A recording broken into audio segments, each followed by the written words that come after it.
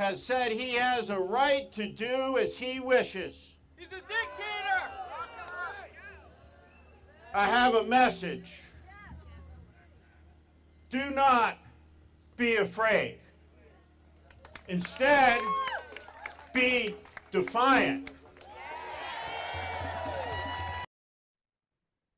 There he is. That is Mr. Steve Schmidt, ladies and gentlemen. Santa Monica, no Kings this weekend. It was a weekend, and we are here to talk about it. The biggest protest in the history of the United States of America. 250 years, and this weekend, 9 million of you chose to go and demonstrate, to exercise your First Amendment right, to go and stand up for democracy. And what we heard there was a little clip from Steve in Santa Monica, who was speaking to the crowd, and he joins me today for another edition of Dead Air, where we go over what didn't happen on mainstream media, and case in point, what did happen on mainstream media in the age of Trump. Steve, good to see you, buddy. I know it's early there. Are you still in California? Is that where we find you today?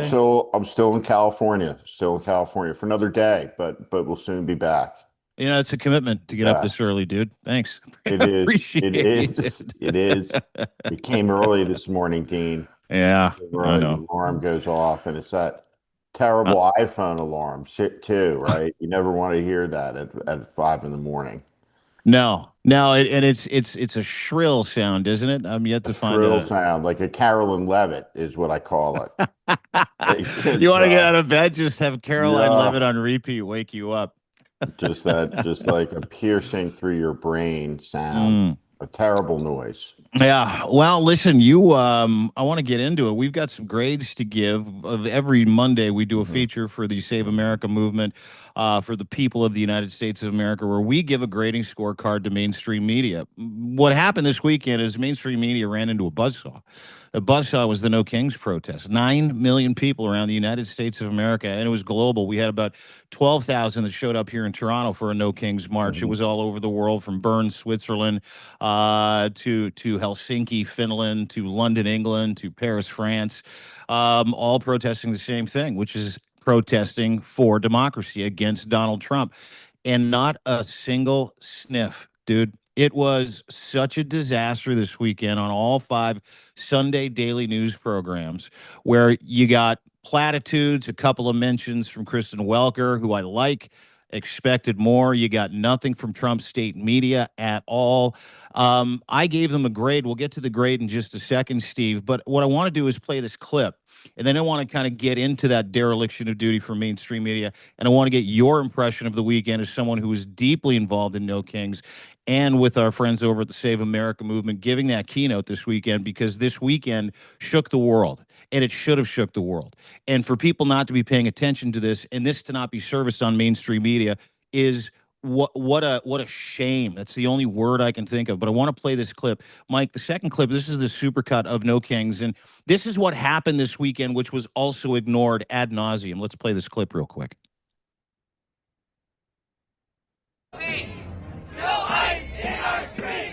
Tens of thousands across the country take to the streets to protest the policies of the Trump administration. And an anti-war message is central to the latest No Kings protests. Millions on the streets across the country, from New York to Austin to Los Angeles. Millions marched in unity on the streets of the nation's cities and towns Saturday in a movement that could mean trouble for the GOP when it comes to the midterm elections. Yeah. Well, that's it. That's what you got on Saturday. That's what you got on Sunday morning. Quick, brief mentions.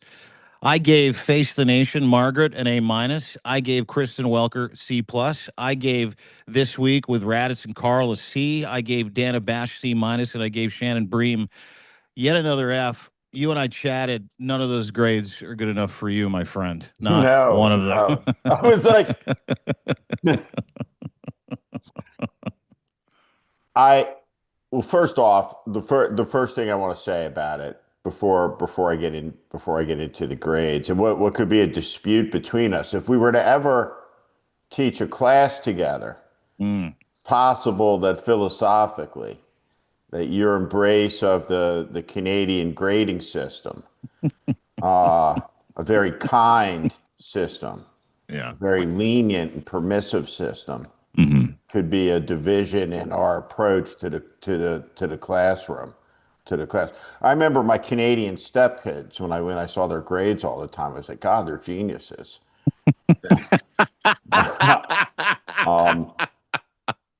um, so first off, Kristen Welker, and she is a lovely person. Mm-hmm. She's a lovely person.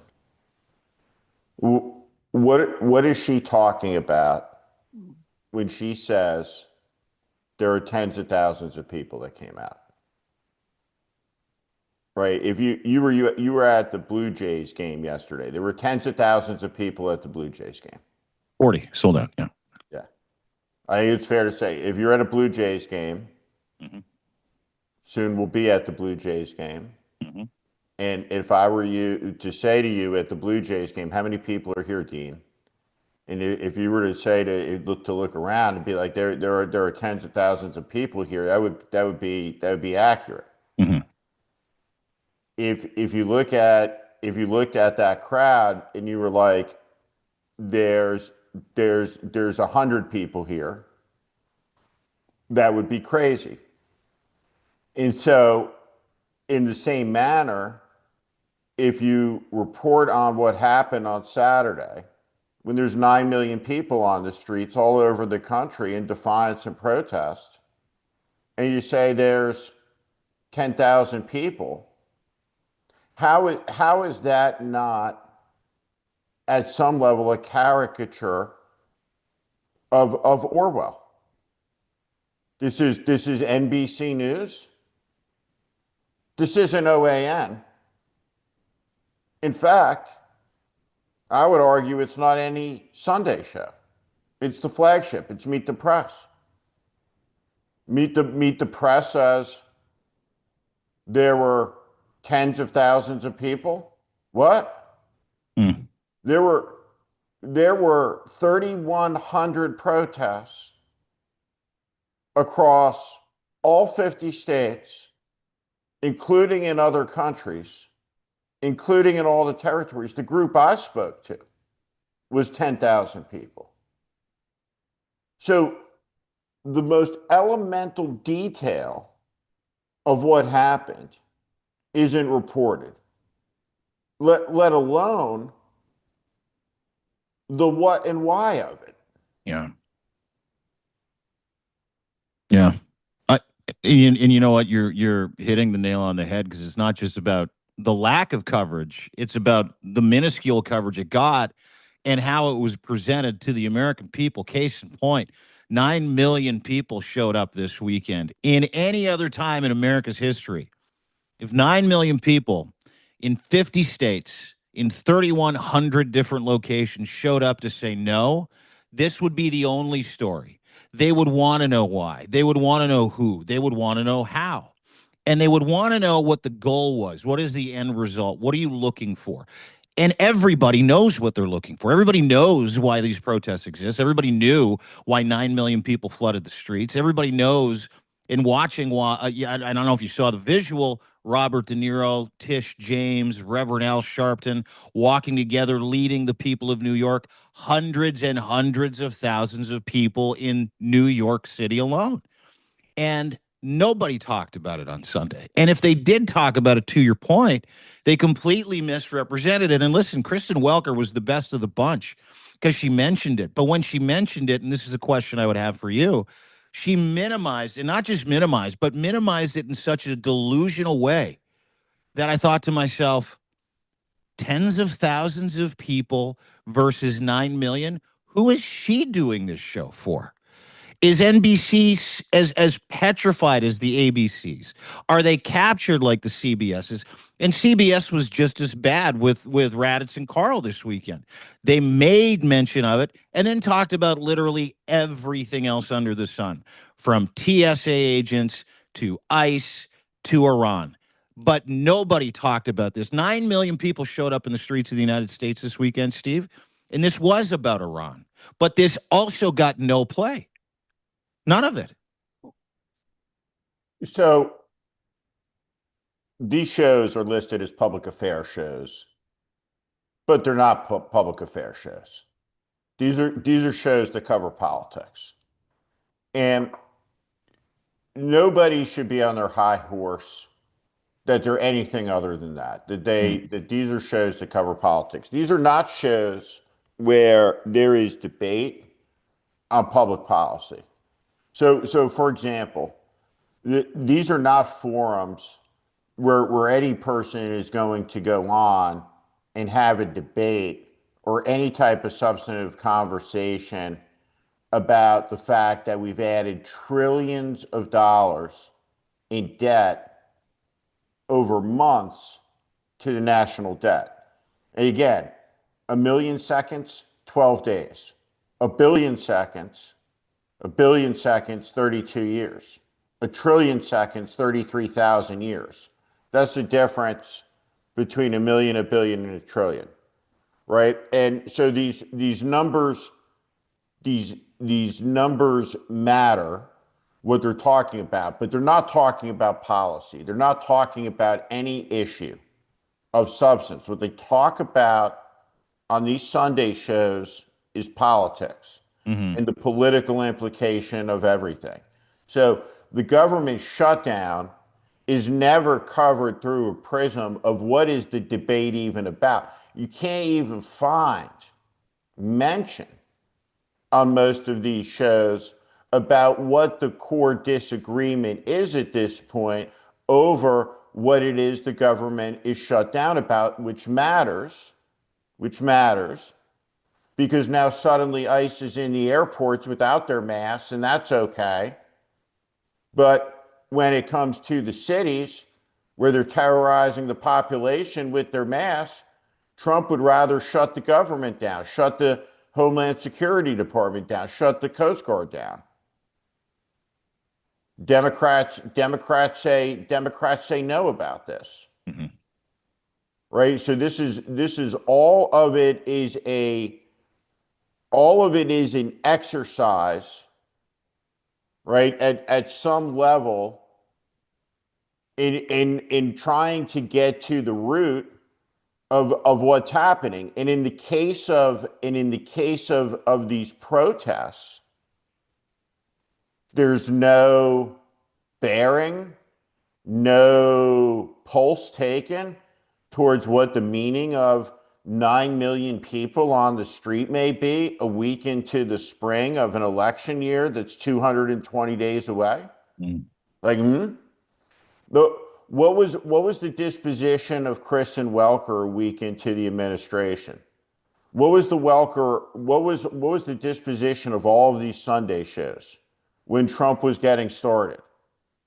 What if you had postulated, right, on that first or second Sunday show, that by the time you got to the spring of 2026, he'd have knocked down the White House and there'd be 9 million people in the streets? Right? And I asked them, I said, well, do you think that's going to be news? Do you think that'll be politically significant? What do you think their answer would have been?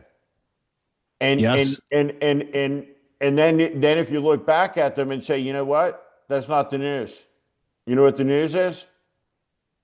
The news is that on NBC News and CBS News and ABC News and CNN News and Fox News and all the news, it didn't even happen.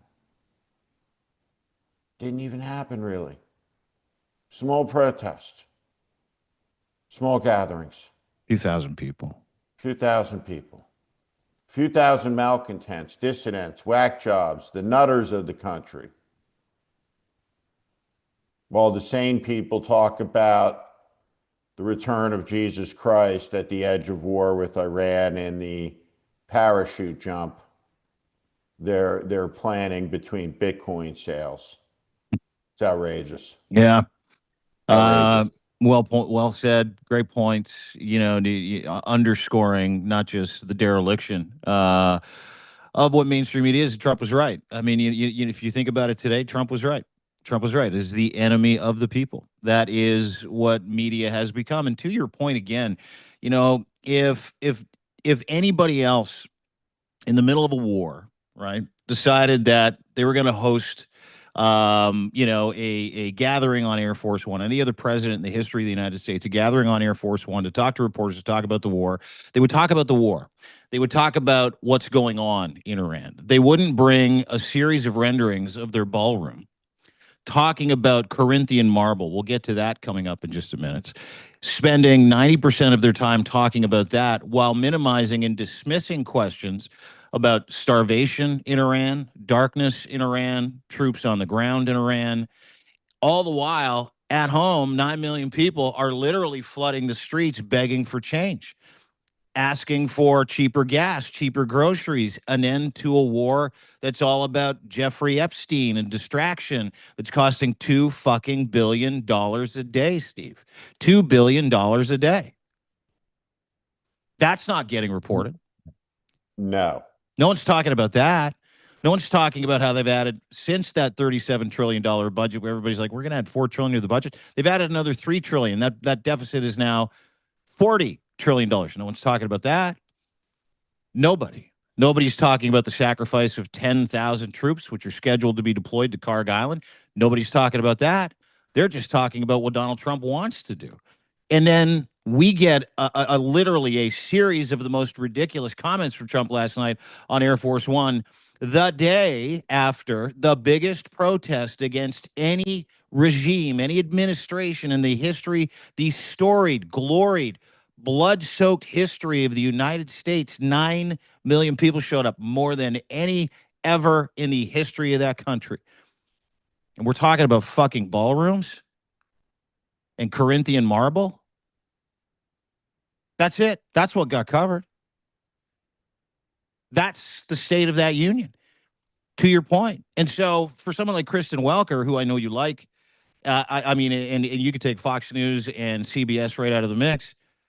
The fact that nobody's talking about that and they refuse to means one of two things to me. A, they're scared, or B, they're scared. Mainstream media is absolutely fucking petrified of the guy. I have no idea why, but they are, and this is it has the danger of sending out a false signal too. And I think this is very important for a couple of different reasons. But you're going to have a Democratic majority in the House and the Senate with Trump in the White House. And then you're going to have a Democratic House and a Senate with a Democrat in the White House and very substantial majorities. Mm-hmm.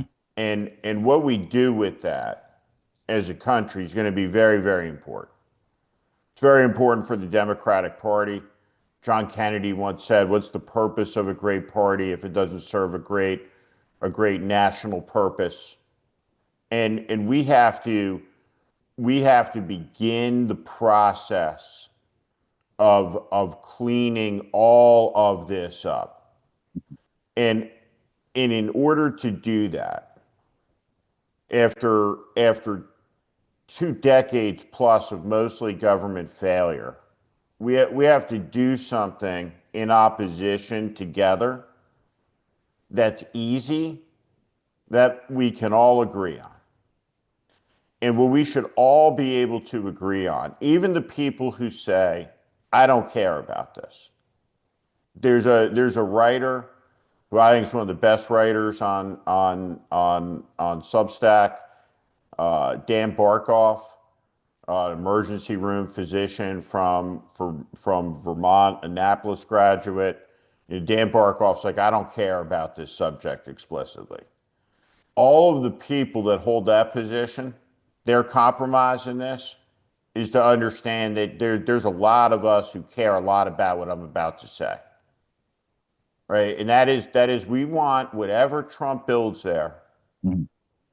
on those grounds, on those 18 acres, we want it knocked down. He builds a victory arch, we want it knocked down. Want the letters that he put on the Kennedy Center.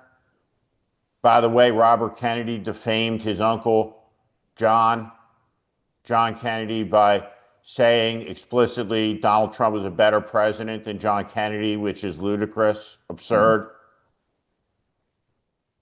John Kennedy literally saved the world at a moment of nuclear peril with wisdom and shrewdness and guts. He's an incredible leader, visionary. The complete opposite of Trump. Taking those letters off the building. It all has to come down. And then what you can't see, the soft tissue damage, the internal organ damage to the republic. We got to fix that too. Even deeper than that, the wounds to the heart, the broken affections in the country after 12 years of division. But that starts with a collective act that makes clear there will be no remnant of this left behind. No remnant of it left behind. Lindsey Graham is at fucking Disney World this weekend. Did you see that? Between Sunday show appearances, where he gets up there and calls for war, and he heads off to Disney World like Phil Simms after the Giants win the Super Bowl. Holy shit. Yeah. Picture of him having dinner at Disney World. Bunch of people sitting around. No words. Yeah. No words. Mr. Iwo Jima. No words. I want to get to a couple of these clips, specifically that speak to this whole conversation. Mike, let's just get to the end. I want to do the Trump ballroom Air Force One conversation. To your point, you need to pay, and I know you will. I mean, everybody here watching, pay special attention to not only the minimization of what's going on in Iran. I want you to pay special attention to the sickly tenor of one Donald Trump and what's really important to him in the middle of a war that is absolutely destroying the United States at a time when the United States is swirling the economic and moral toilet. Let's play this clip if we can. Mike, thanks. And under budget. And all of this money, all of the money paid are paid by myself and donors. It's all donors. There's not one dime of government money going into the ballroom. Now the military is building a big complex under the ballroom, which has come out recently because of a stupid lawsuit that was filed. But the military is building a massive complex under the ballroom, and that's under construction, and we're doing very well. So we're ahead of schedule. That's part of it. And the ballroom essentially becomes a shed for what's being built under the military, including from drones and including from any other thing. The glass, on the windows, you see the big windows, the glass is extremely thick. It's high-grade bulletproof glass, so all of the windows are bulletproof. I think the Times wrote to you, some of the windows are fake. We have no fake windows. They don't have any fake windows, and it'll have a magic bunker and stupid lawsuit and really thick glass. It's the best. Other things. Steve, thoughts? He is a whack job. He is a whack job. Yeah. And when you see that boom mic in front of his face, hanging down in front of his face, right? It's a portrait that if you're coming of age 50 years from now, 70 years from now, and you're trying to figure out what happened. I mean, there's no video recordings of Abraham Lincoln. We don't have his voice. We're gonna have this guy's voice. Should be a lot. There's the robot video. The beautiful first lady there. We're gonna get to the bottom of who dressed them together like that day, right? And they told her that like the robot's gonna be wearing white, and that you should go and compliment, not in contrast. We're gonna dress like the robot, honey, and dress like the robot, and so this whack job with this ballroom, if you didn't have that mic hanging down, you'd just be like, what happened here? right? Like what happened, but you know, with the mic hanging down, that there's some sort of partnership going on, right? What you realize is that without that partnership, without this symbiosis that you really can't see, without the banality of the question, you know, people say there's no such thing as stupid questions. I totally disagree. There's, and so this is the result of a waterfall of stupid questions. Like, it really wasn't until a month or so ago yet anybody ever asked him a question philosophically about anything. Mhm. And after 12 years of rot on top of rot on top of another layer of rot, all of it necrotizing like a flesh-eating bacteria, a worm that's gotten into the wood, Mm. the republic. After 12 years of this, you're supposed to watch this with some ballast, I suppose, like it's normal, on the edge of the 82nd Airborne jumping into Iran to have this whack job talking about his fucking ballroom from Air Force One, which is a corrupt act paid for in tributes by every corporation in the country. And each image demands a condemnation, demands a million words in rebuke, but more important than that, demands a plan that it can never happen again. Mhm. And I'm telling you, there are going to be like 15 Democrats who run for president. And they're all going to sort into different lanes. And we'll talk a lot about this in the months ahead. Someone's going to go out there and they're going to say some version of, I don't care about the ballroom. I care about the little children. I care about the senior on Medicare. And it will be some platitude. There'll be some person who tells them, well, we did a focus group, we did a dial test, we did a poll. And the answer to all the bullshit will be some version of affordability. Back when they were saying that ICE doesn't matter, it's not an issue, no one cares. People care. By the millions, people care. His ballroom is an obscenity, it's a tumor. Mhm. Right? It is a canker, a deformity. And it cannot be allowed to stand. And it deserves constant castigation by Democrats. Constant. Constant. And I'm telling you, when some Democrat goes out there and goes, yep, time to move on.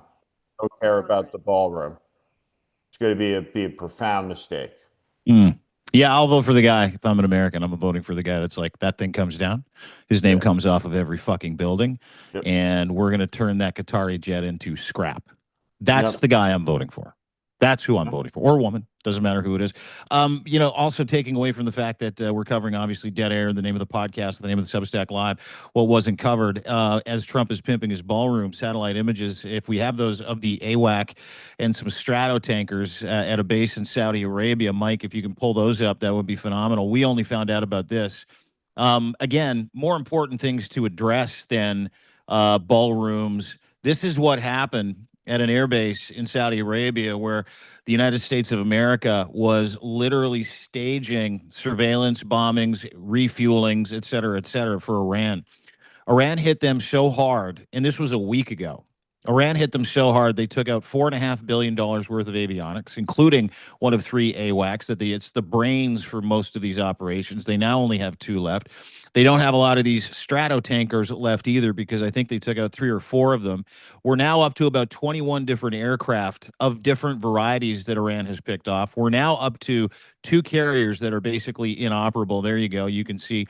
And Russia, allegedly, according to the Ukrainian government, gave these guys. They gave Iran the coordinates as to where to bomb, how to bomb, when to bomb, and how to attack. And this is all intel that has been sourced and verified over the weekend that all came from Russia. And not a word from Donald Trump. Not a word. You combine that with now another 400 U.S. men and women who are injured, and 12 over the last 72 hours who have been killed. Not a word from this regime. No fucking cabinet meeting. And it's not just that. I don't fucking see any of this, Steve. I don't see it on ABC. I don't see it on NBC. And when you do see it, it's minimized, like the tens of thousands of people showed up. And it's the exact same nuanced conversation that they're having. That's how dangerous this is in the United States. That's what's going on over there. And again, dereliction of duty. None of this made it into any one of the Sunday shows this weekend. Not a single conversation. Not one. Yeah, the implications of that are just staggering. Staggering. Again, Tell me why. Midterm election. There's the revised scorecard. That's the right scoring. That is how I would score it. Everyone gets a fucking F. An F. They get an F. They get an F. They get an F. And everyone's getting an F on the weekend when they sit there for that White House Correspondents' Dinner. In advance, at the end of April, everyone's getting an F. 251 years and a week on from Lexington and Concord. They get an F. They're going to sit there and raise a glass to toast Donald Trump. Here's another thing. There is no media with American forces. There is no independent media, which does not prevent news media from covering the American armed forces the old-fashioned way. Right? You got to get out into the military communities. You got to understand what's happening. Like Pete Hegseth has no right to hold hostage the U.S. military in terms of you, meaning we the people, have no idea what it's up to. Mm-hmm. And so the other story that was essentially was omitted on the weekend when you're at the 1 month point on the war is that none of the objectives that Trump laid out as easily achieved have been achieved. No one. And so now we're on the edge of a major escalation, and there's no talk about it. Mm-hmm. And there's no talk about it. And there's always a pretense that comes with all these shows, is that there's some type of moral standing that's derivative of a integrity that's obvious, that's built into the system. That, well, there's the television, there's the logo, there's the music. We got to trust them. I don't think so. I don't think so. So you want to understand why there's a collapse of trust, and it's been a long time, but it seems like we're reaching the zenith, the Marianas Trench part of the pit, right at the bottom, and at that bottom, wow. It is a lampoon at some level of a authoritarian system. You can't believe you're watching this in the United States, right? And just a few years on, from the withdrawal from Afghanistan, longest war in the history of the country. A few years on, relatively, from the withdrawal in Iraq. And we have Mark Levin and Mark Thiessen, two Fox News whack jobs. Yeah. Planning an airborne invasion with Trump. Yeah. With no dissent. Yeah, from a that's what happened. retired general. No dissent, apparently, from inside the Pentagon. Can we play that clip? Yeah. This is a day before this clip, and we're going to play for you right now. Hang on one second, Mike. I'll give you the cue. But a day before, Mark Levin and Mark Thiessen went on and announced the ground troops are going into Iran through Donald Trump. Trump puts this tweet out. Mark Levin interview, brilliant. Mark Thiessen, Fox News will discuss the importance of it. And then the very next day, Trump announces through these two dorks, it's really what they are, just a couple of sycophantic dorks, that ground troops are going in. It's Truth Social, Mark Levin and Mark Thiessen. Can we play the clip, Mike? This is unbelievable. Concern about, dirty bombs and so forth and so on. I don't hear anybody talking about that. That's one of the reasons the president is focused as much on nuclear missiles as he is on enrichment. No? Absolutely. One of the things people don't realize is that the leader of Al-Qaeda right now, the successor of Osama bin Laden, who we killed, and then Ayman Zawahiri, who we also killed, the third guy to take that position is a guy named Saeed al-Adel. And you know where he's living right now? Tehran. That's where his headquarters is. Al-Qaeda is no longer in Pakistan. They're no longer in Iraq. The caliphate's been destroyed. They are in Iran right now. And Al-Qaeda has actually had a cell operating inside Iran since 9/11. Al-Qaeda and Iran have teamed up for a series of terrorist attacks against us. People don't realize this, but we remember the bombings of the embassies in Kenya and Tanzania, which should have been our warning that 9/11 was coming. That was planned and the terrorists were trained by Iran for doing that because Al-Qaeda didn't know how to bring down buildings, so they turned to Iran. And if we don't get that enriched uranium and they want to get back at us for what we've done, the easiest way to do it would be to give it to Al-Qaeda and let them use it for a dirty bomb. So we have got to get what Donald Trump correctly calls the nuclear dust before this operation is done. Why do you think Mark Thiessen, literally, except us right now, nobody's actually talking about it. All the experts aren't talking about it. The media's not talking about it. Why do you think that is? Well, because the media is spending a lot of time cheering for defeat. There you go. Mark Levin goes on to say that ground troops are going in, and that was from Donald Trump himself. And then this morning, let me just kind of bring you up to speed with Donald Trump's latest tweet. This was 6:26 o'clock this morning. United States of America is in serious discussions with a new and more reasonable regime, Steve, to end our military operations in Iran. Great progress has been made, but if only for any reason a deal is not shortly, not shortly reached, which probably will be, and if the Hormuz Strait is not opened up immediately, blah, blah, blah, blah, blah. I'm going to attack everyone and everything. Power plants, hospitals, schools, you name it, it's gone, effectively, is what he said in that Truth Social post. So, to your point. Hail Trump. Hail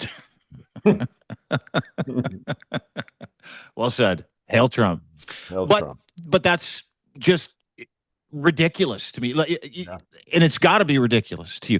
These shows, these news programs, when you and I grow up, that was a place to go and test your mettle. That was a place to go and sit down, debate, have a conversation, and say, okay, the congressman, senator, lawmaker, you, this person, that person, you're going to go and sit in front of a panel, and you're going to test your policy. You're going to test, the principles of why you've decided to go to war with country X, country Y, da-da-da-da-da-da.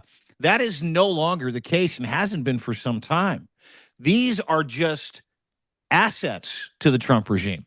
These are just assets to the kakistocracy and platforms for what appears to be Donald Trump conducting an illegal war outside the parameters of getting any sort of permission from Congress, because this is how he does it. Not a fucking cabinet meeting, not a press availability, nothing. And if he does a press availability, he's not talking about the war, dude. He's talking about fucking Corinthian marble stanchions in his new ballroom. There are two elements to this that I think matter a great deal. And so Mark Decent, first off, is a guy that I used to have lunch with at the Bush White House. And it is incredible, doesn't really begin to describe it, that in 2026, you're listening to somebody who is saying the same things today he was saying back then about the threat posed, but back then by Iraqi weapons.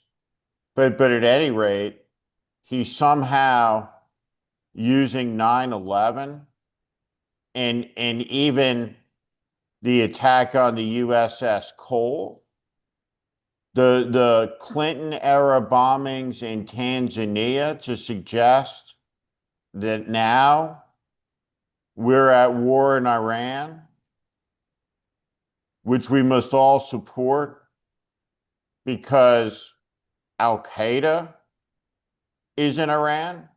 And he says, well, the leader of Al-Qaeda is in Iran.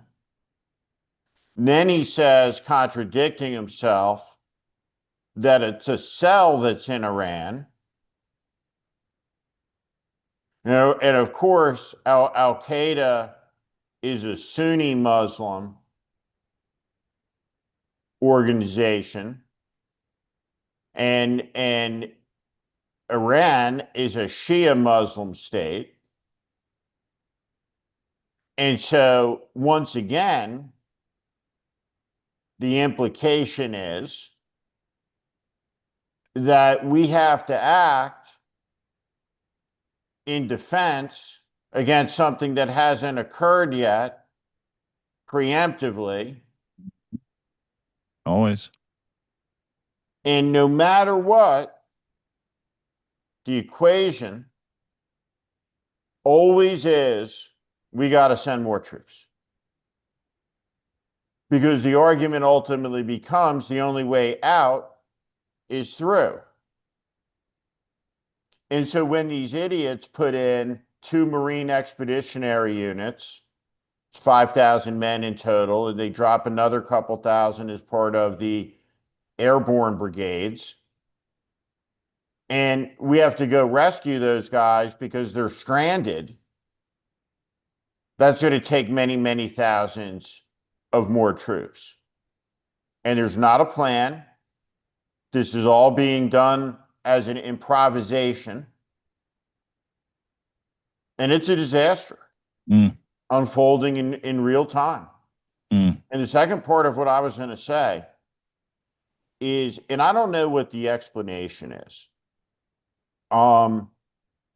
why there is not a daily news conference event by the Democrats to seize hold of this and strike at it.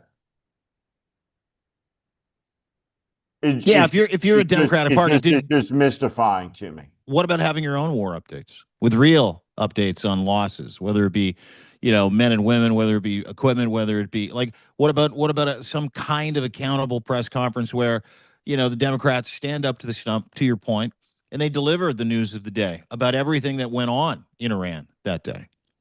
Why aren't they doing that? Same reason why they didn't do it with the Epstein files. Same reason why they didn't show up every single day with victims in front of the White House and say, we need to come in. It's just missed opportunity. And, you know, the fascinating thing for me, Steve, is that Trump is allowed to continue to engineer this reality that people continue to live in. And there's a video that he put out, and I thought, man, this absolutely fucking is Donald Trump. This is what he's doing. He's inventing the future, but he's also inventing the present. Mike, if you could play this clip that the White House put out, it's truly spectacular. Let's watch it. America is ending the threat posed by this radical regime, decimating Iran's capabilities with Operation Epic Fury, something that nobody's ever seen anything quite like it. We have the most powerful military in the world. In the meantime, the conflict in Iran also makes it absolutely vital for the radical left Democrats in Congress to immediately end their dangerous shutdown of our Department of Homeland Security. For 42 days, they've tried to completely eliminate funding for the number one duty of government, which is keeping America safe. They want to have our borders be open again. Over the past 14 months, the Trump administration has achieved perhaps the most dramatic one-year turnaround of any nation in all of history. Our country is prospering again. Our economy is booming again, and America is respected again all over the world, perhaps like never before. And in America, we don't fear the future, we invent the future. He also invents reality. Steve, your thoughts? I don't understand why there is not on a constant basis response to that by the Democratic Party opportunistically. If it was a football team, what you would say is get the ball, hit the ball, right? Pursue the ball, be aggressive.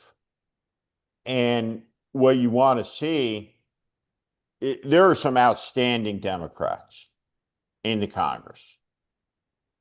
And every day, mid-afternoon, occasionally maybe more than once a day, the occasion is for groups, teams to go out there.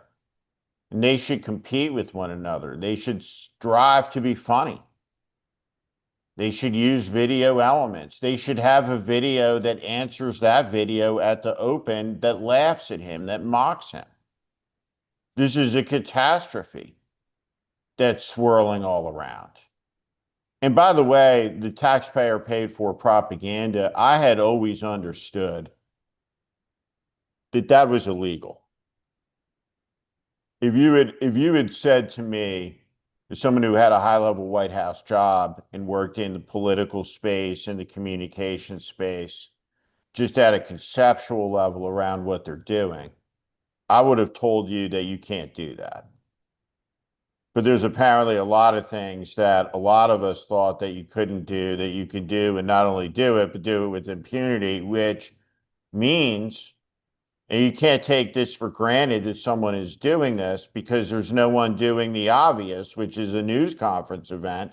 But there should be a team somewhere of the smartest lawyers, the smartest legislative analysts drafting a ream of legislation that will need to be passed that crashes the power structure, the accumulations of power in the hands of so few people across agriculture, across technology, across media, across government, and across the military-industrial complex. That has to be what the Democratic Party becomes for. Is there is too much power in too few hands. And the amount of power that exists in a society, it's a constant. It never goes up and it never goes down. It's like air in a balloon. It just gets squeezed from one compartment to the next, and we have to squeeze it back into the compartment that serves we, the people. In the end, you can sit and you can look at FDR and you make a really serious economic argument that there was nothing he did pertaining to the New Deal that impacted in a positive way the American economy, that he prolonged the economic impact of the Great Depression. You can have that argument. You can have that debate. But I think undeniably those programs saved capitalism, because capitalism and the free market is a system, like most of the elements of democratic institutions, that are sustained by faith, by belief. Mhm. And when belief and faith collapses, the system goes. And so we have to have laws that strengthen faith in our systems of trust across the economy. This guy is selling a war that his family is enriching themselves from. We're not going to talk about it. We're not going to cover it. Just like the 9 million people who aren't on the street.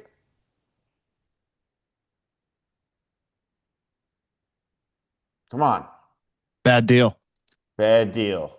Bring up a couple of very good points to end the show today. One of the things that that's really come out of this, we talk about what's not getting covered is the pushback in that world about Donald Trump. And that pushback isn't coming from the Democratic Party. I think it's coming from Canada a little bit. It's not really coming from America's institutions. I mean, you see it in dribs and drabs.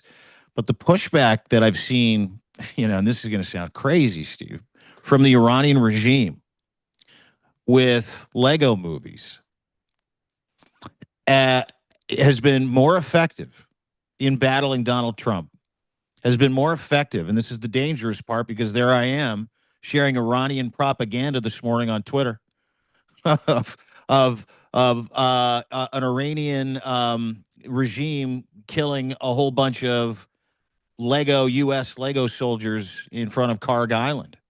And when I watched that, I laughed, right? I'm like, oh my God, these guys are really good at this shit. But that's the kind of warped time we live in right now, where there is no pushback for the Trump regime inside the United States, unless you're part of the Save America movement, unless you showed up in one of the 9 million people this week. And there's no pushback for mainstream media. But this hardline Muslim dictatorial country is putting out Lego movies that are about 2 minutes and 45 seconds long, that are doing more to tune the world into the disaster that Donald Trump is currently curating for the American people in the Middle East than anything I've seen. If you were to have soon, there's going to be a lot of meetings that commence around people who wish to be the Democratic nominee for president, and wish to be the person that has the responsibility primarily to take this on, to engage it, to defeat it. And there's going to be a lot of philosophies put out around the table about what has to be done, what has to be said, what the campaign has to be about the things that have to be tested, and we can say this and we can't say that, and so on and so forth, yada yada yada. And the critical thing around all of these tables, as all of that is coming together, is to appreciate that in this moment is you're going to have to talk with conviction, with fluency about what is happening, why it's happening, and why it matters to you. And you're gonna have to start by going out and explaining to people what's going on, what's happening, what's happening in the country, what happened in the country, how did we get here? And that's going to be the first order of business. That's the requirement. Yeah. It's a requirement of leadership in this moment. Mm-hmm. is to be able to explain, to lead out of this disaster. Do you know anybody that has the ability to communicate like that on that side of the equation? I think the person that I look at, if you made me right now, look at the Democratic candidates, and you made me rank them. I don't want to put a rank on Pritzker, but I'm gonna push Pritzker forward. Right. I think Pritzker's going to go deep into the process. Right. But he's a top tier presidential candidate. But if I were to look at them right now, everyone who is thinking of running for president, and to give them a rank, first round draft pick. And this for John Ossoff means he's got to win the Senate race.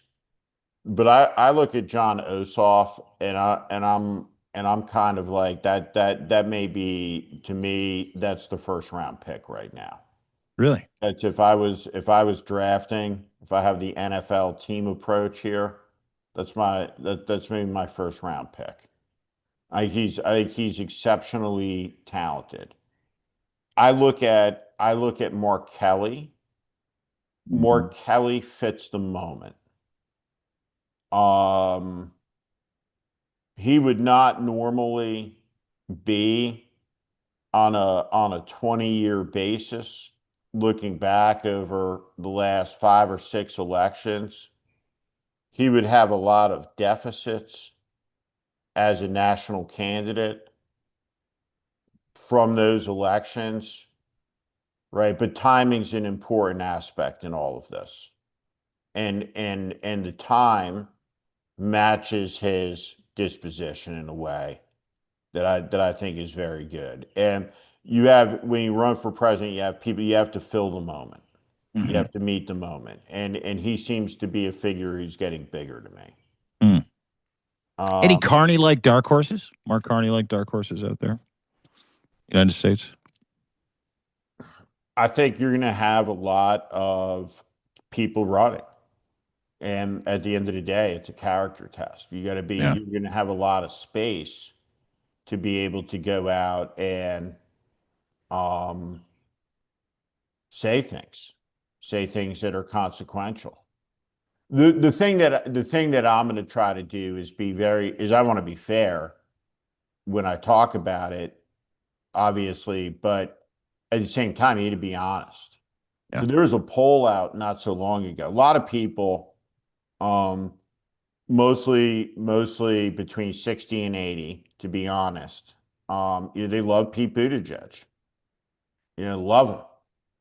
And there was a poll out, major poll, that had him at 0% with black supporters. And so if I'm in a campaign around Pete Buttigieg, I look at that poll and I say, what? And the very first thing I want to do is I want to do some real polling. Well, if you're starting off with 0%, 1%, 2% support with black voters in a Democratic primary, it's over. The dream is dead. Mm-hmm. There's a lot of things you can do to serve the country.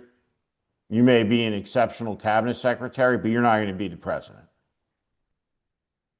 Mm-hmm. You have this situation in California right now where, because of the open primary, it is not inconceivable that you would have 2 Democrats lose to the top 2 Republicans in this jungle primary, where the Republicans finish in rank order 1 and 2 and are in the general election against one another. That could happen. A Fox News commentator could be the Republican nominee running against the crazy sheriff in California. That could be the choice. Get all these Fox News weekend news anchors, make them governors and secretaries of war. The party politics, right? Yeah, like if you, that's the thing. Like you want to get into office, right? It's like, man, all you got to do is get on Fox News, right? I know. I wonder how many of those Terrible. people are just licking their chops, going, you know what? Shannon Bream's probably sitting there going, you know, if I just keep it going, there's Sean Duffy. There he is. If I just keep this grift going, if I just keep serving my master, I too might be the secretary of something I'm wholly fucking unqualified for. Last thing that all of the Jesus talk with Pete Hegseth should be leading the news. Crazy stuff. Oh yeah, we missed Pete today. Crazy stuff to talk about. His apocalyptic Jesus talk. And I don't know when people got intimidated about talking about this stuff, but we have a separation of church and state in the United States. It's outrageous. It's outrageous. Let's do a show specifically on that. I could go for miles. As an apostate evangelical, I can understand it. I hear it. I can smell it. I can see it. The end times, Armageddon bullshit, 4 horsemen of the apocalypse, holy war garbage, knocking out the teeth of the ungodly. Let's save that for another time. That is Steve Schmidt. Sorry, buddy. Go ahead. No, because as Pastor Paula says. Yeah. Haka. Haka-laka. Laka, kaka, kaka. Laka, kaka. Kaka, laka. Steve Schmidt speaking in tongues to finish off today's dead air section. Number 4. Thanks for doing this, brother. Steve Schmidt, The Warning. Please go and subscribe to the Save America movement, the largest citizen-led pushback against the fascist Trump regime. It is not left. It is not right. It is about morals. It is about character. It's about the responsibility that we all have, and that is why I'm a very proud member of the Save America movement team, and you can be too. Go to saveamericamovement.org, saveamerica.org, and please become a member today. And please follow Steve at The Warning right here on Substack. Hit that Chiron at the top where you can see it. Really, pleasure to do this with you again, brother. Safe travels, and I'll see you tomorrow night. Across the board for everybody. F across the board. Our first down the line F. Week 3. Dead air. Thanks, buddy. It's good to see you. Took 4 weeks to get there. There you are. Talk to you soon. See you tomorrow night.